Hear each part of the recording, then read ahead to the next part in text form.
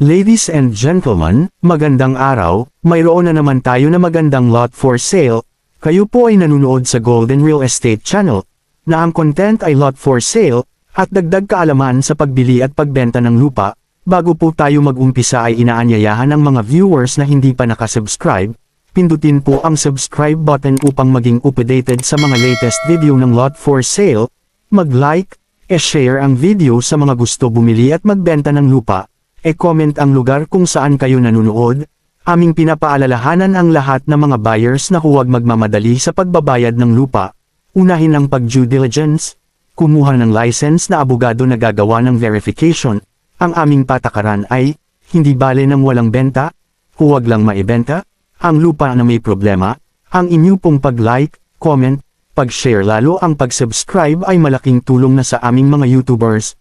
Good news, ang property na ito ay for sale, prime lot, matatagpuan sa boundary ng San Isidro Rodriguez Rizal at sa San Jose del Monte, Bulacan. May sukat na 200 hectares. Land title, isa lamang ang may-ari.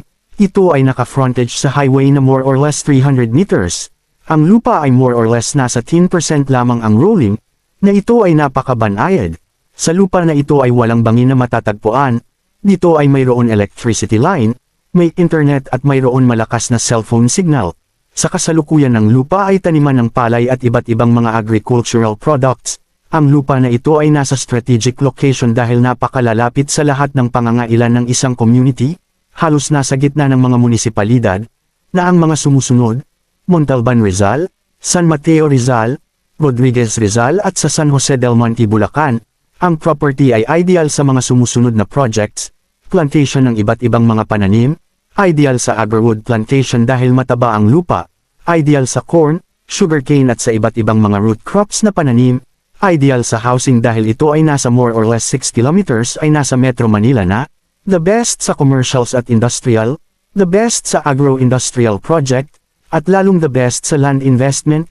Ang MRT Station 7 ay nasa 3 kilometers distance magmula sa property. Narito ang mga landmarks na malalapit sa property na ito. Ang pinakamaganda dito ay nasa more or less 5 kilometers lamang ang distance sa iba't ibang hospital, kaya kung mayroon mga emergency na pangangailangan ay agad na madadala sa pinakamalapit na hospital.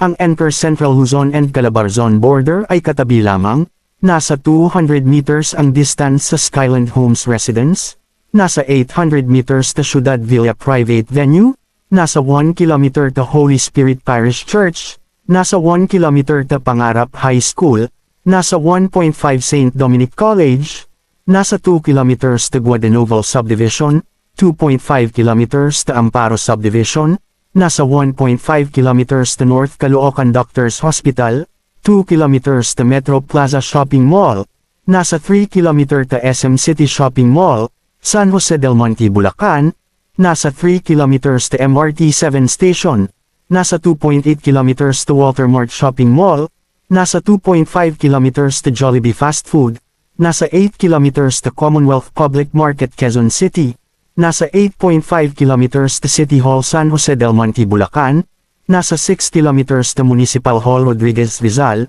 nasa 6 kilometers to Per Eagle Shopping Center Rodriguez Rizal, 6 kilometers to F.E.U. Roosevelt Rodriguez Rizal, nasa 5.5 kilometers to Montalban Sport Complex, 6 kilometers to Montalban Town Center, nasa 8.5 kilometers to San Mateo Municipal Hall, nasa 28 kilometers to Ninoy Aquino International Airport. Para sa mga karagdagang katanungan ay mangyari na mag-contact sa tao na nagpadala ng video na ito.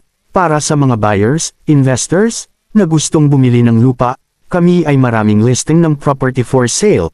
Lahat na real estate property for sale, magmula Bicol, Quezon, Batangas, Laguna, Rizal at Cavite, kasama ang lahat na real estate property sa Metro Manila. At sa bandang norte ng Pilipinas ay mayroon, mula Bulacan, Pampanga, Tarlac, Nueva Ecija, Pangasinan, Bataan at La Union. Bago po tayo magtapos ay inaanyayahan ang mga viewers na nanonood na mag-subscribe, mag-like, e-share ang video sa mga gusto bumili ng lupa at nagpapabenta ng lupa. Ulitin lang po namin ang aming patakaran, hindi bale ng walang benta, huwag lang maibenta, ang lupa na may problema. Happy viewing, peace and prosperity. Thank you for watching. God bless you all.